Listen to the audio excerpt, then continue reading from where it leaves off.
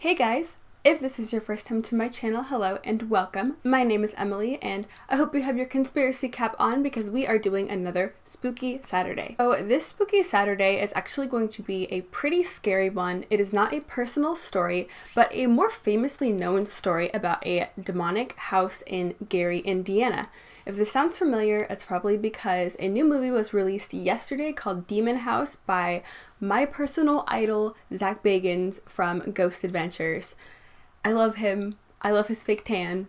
He's hilarious, but he's also a very, very credible ghost hunter, and he's basically dedicated his whole entire life to, getting people some closure with ghosts and finding out if places are haunted, and he does a lot in his spare time that has to do with, paranormal stuff. He has a museum in Las Vegas that I am itching and dying to go to. He's just a very kind of credible person in the paranormal world, if you will, if you believe in it. And I personally believe that he really truly does these investigations because he goes out of his way to debunk a lot of stuff. He has disproven cases that have been given to him where they've said, oh, I have a ghost, and he's proven that they don't have a ghost. So I definitely believe him and think that he is pretty serious when it comes to this kind of stuff.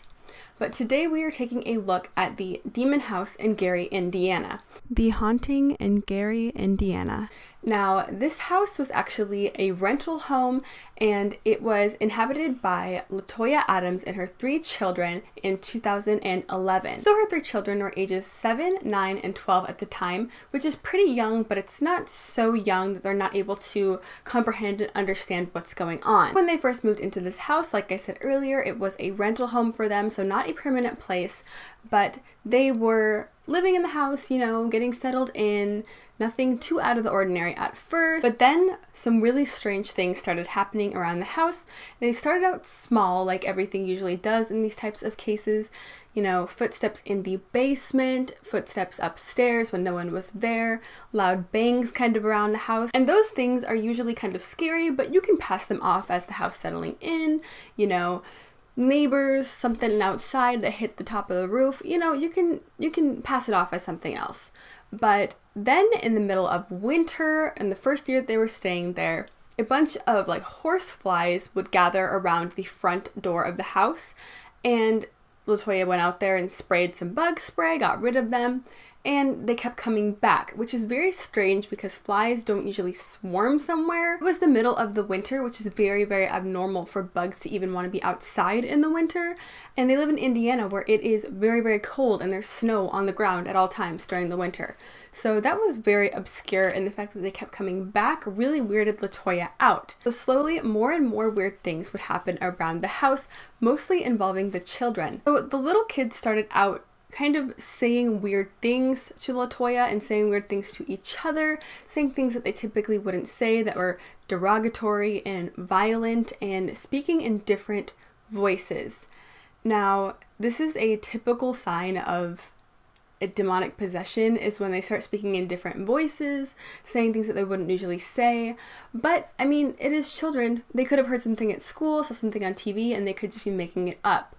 But what really weirded LaToya out was one day she walked into her living room and the 3 children were just sitting there playing games. One of them actually started talking in a demonic voice in tongues? In tongues, yeah. And then he stopped talking and the other one started doing the same thing and kind of picking up where the other boy had left off. And then the other little girl started doing it as well. It kind of transferred from one child to another. That's a little scary if you ask me. That's a little weird, but it could be the kids playing games, just being really strange and having strange behavior, but it just kept getting worse and worse and worse. The children would walk around with creepy smiles on their faces with their eyes bulging out, is what I read in an article. The children would start having conversations with people who aren't there, kind of turning to the wall and talking like someone was responding to them.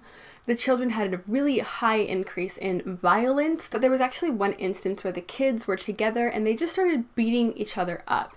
And these kids had never done this before, never had any sort of violent history, and they were screaming at each other in a deep demonic voice that typically LaToya heard often from the children, the deep demonic voice that just kept coming back between the kids. For LaToya, I would run very far away. But some of the neighbors actually referred her over to CPS, Child Protective Services, and this is where law enforcement gets involved. People on the case.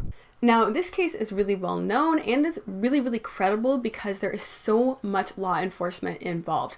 Now, typically with paranormal cases, it's, oh, I heard this person did this, I heard this happened in this house, but there's usually no concrete evidence as far as law goes. But in this specific case, there is many police reports. I believe there's 5 different police reports on this case, and actually the police were the ones who started getting LaToya to actually do something about the situation. So like I said, there was a CPS worker who came to the house just to investigate and see what was going on with the kids and make sure that the mom wasn't mistreating them. Her name was Valerie Washington. Now, upon coming to the house, she noticed the kids had strange behavior. They were smiling at her weird, just strange stuff. Things that were just very uneasy. They were speaking in weird voices still.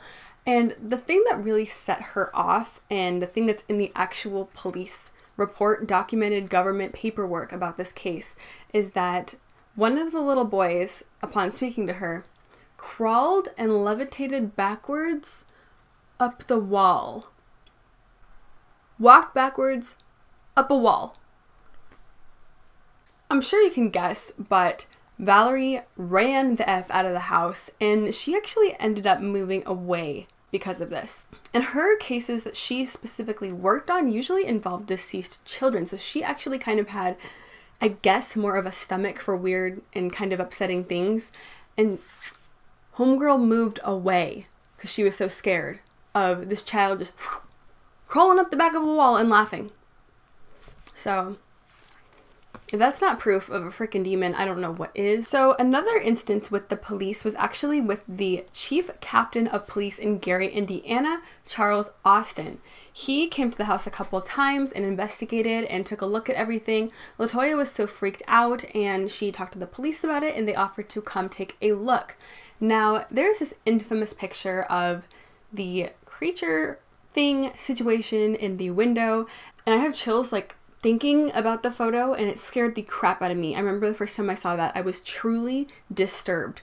This one is actually a fake. Last night when I watched Zach's documentary on the entire house, he actually said that this is a faked photo. So this isn't a real photo. I read multiple places online that the police officer actually took it and that it is real, but apparently it's not, but it is still absolutely horrifying. But nonetheless, it doesn't mean that the police didn't find anything in the house, because they did. During the investigation in the house, the police had LaToya and her children leave for a while, and they came in and started looking everything over. Now, one thing that really grabbed their attention at first was that there was a strange oily substance on the window blinds. Literally, like, I don't know if you guys can see that, but my whole arm and my body is covered in chills. Speaking of this, and just talking about this situation, because this is some shit. This is some scary shit. But there was oil on the blinds, and they couldn't figure out where it was coming from. It wasn't on the window, like the actual glass panel. It wasn't on the windowsill. It was just on the blinds, and it was like this thin, clear, oily liquid. And they were trying to find a source from it and could not find a source. So one of the police officers actually took a Q-tip and put it in the door. So they wiped the blinds clear of the oil, and they actually wanted to do a test almost of some sort to see if there was someone doing a prank, or just to see if it would come back. So they actually closed the door to the room after wiping off all the oil from the blinds, and they put a Q-tip in between the door and the door frame. So when it closed onto the Q-tip, and if someone were to come in and put oil back on the blinds, the Q-tip would fall onto the ground because they opened the door, and it's pretty small, so they might not notice it. And upon coming back in after going away for a while and just kind of searching the rest of the house, they opened the door back up. Q-tip was still in the place that it was when he left, and there was oil on the freaking blinds again. If that wasn't already horrifying, one of the CPS workers that came to help out the police and see if there's any sketchy business going around the house with the children and whatnot, touched the oil on the blinds, and her hand burned and turned completely white. The police officer himself in the documentary actually explained how it looked like the blood had been drained off her hand. You know, when like you get a Charlie horse or something, you'll look down and your foot is completely white because there's no circulation. That's what it looked like on her hand immediately upon touching the oil on the blinds. They actually had a psychic come as well to the house, and the psychic said that there is more than 200 demons in that house. Not one, not two, 200. The main demon, oh my god, I'm so scared right now, but I'm going to keep going through this. We're powering through it. The main demon was supposedly a like 6 to 10 foot tall goat, man, demon situation. So because of this, the police department actually reached out to the Catholic Church of Gary to assist in the help of Michael Machino, is the pastor that they had bring in, and he came in and did some exorcisms, and he even said there's demons here, and just there's all sorts of sketchy business happening up in this house. I'm freaking scared. So basically everyone in the town knew about the house and knew that it was really haunted, and people kept telling LaToya, you need to get out of there, you need to take your kids out of there, and I guess some of the family members came forward and said that LaToya was making it up, and that one of the old owners of the house said that she was making it up because they had never experienced anything happen. Now, it's not uncommon for paranormal entities to kind of pick and choose who they want to mess with, especially one that's as powerful as a demon. They can kind of pick and choose who they want to mess with because they are that powerful. So in theory, someone who is a residual energy ghost kind of just passes through universes, not really sure what they do up there because we don't know what the heck happens after you die, but say your grandma passes away, and you kind of feel her around and see kind of some weird stuff happening, but it's not anything crazy. Most residual energy ghosts can't really choose what they're doing and choose who they're messing with, and it's hard for them to actually do something in the physical world, like moving something or saying something. That's why oftentimes people will say, well, if you're here, let me know. And it's hard. It takes a lot of energy for a ghost or a residual energy ghost to move something at that time. They kind of have to use a lot of energy to actually put something out into our physical world. Something like a demon is so freaking powerful that it can basically do what it wants to, and they are tricksters and masters of deception. So if they want to just screw with one family and not screw with the next one who moves in and not screw with other people, they can do so because they are very, very powerful. What happens after? In the aftermath of everything, I guess that LaToya actually had her kids taken away from her for a while because of CPS, because of things that her family was saying about how she was just making them do this for attention. Some people thought she was doing all this for money. And that's kind of where Zach Bagans comes in. Now, LaToya ended up getting her children back and proving that she wasn't abusing them at all. So they actually moved out in 2014, and they have been okay ever since. They have been okay, no hauntings, nothing too out of the ordinary, but they want absolutely nothing to do with this case. They don't want anything to do with Zach, who was trying to actually investigate them in the movie. And they just don't want anything to do with it, which is completely understandable. I mean, girl, I wouldn't want anything to do with it either. Like, let's leave that shit in the past, But Zach actually bought the house after they moved out, and he wanted to investigate, and that's what this documentary is about. And it's not a movie, it really is a documentary, and it's a 3-year-long documentary. So he started it in 2015, and it just got released yesterday. So he didn't move into the house, he just bought it because he wanted to investigate and see what was going on in there. And I don't want to spoil the movie, so I highly, highly suggest watching it. And of course this isn't sponsored, I just absolutely was amazed by this movie and just blown away and terrified. And I'm terrified right now because I know what happens in the movie, and it just gives me anxiety just even talking about it. It's that scary. And to me personally, I think it's the biggest proof of paranormal evidence that I've ever seen someone put out into the world. So I suggest watching it.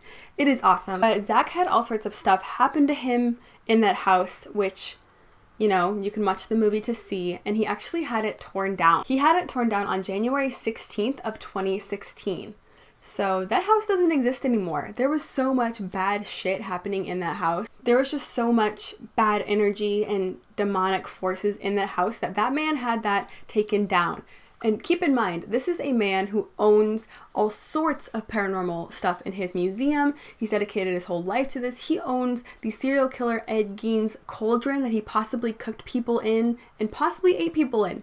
That man owns that serial killer's things. So the fact that he had this proof of paranormal evidence to him and this perfect piece that could prove that things like this exist, and he had that torn down, that is just really, really crazy to me. Now, another piece of sort of evidence that proves that there was shit going on in this house is that the CPS workers, the police officers, some of the psychics that came in, a lot of the people who had to do with the case actually either died or had just all sorts of bad health problems and accidents happen to them within 30 days of going to that freaking house.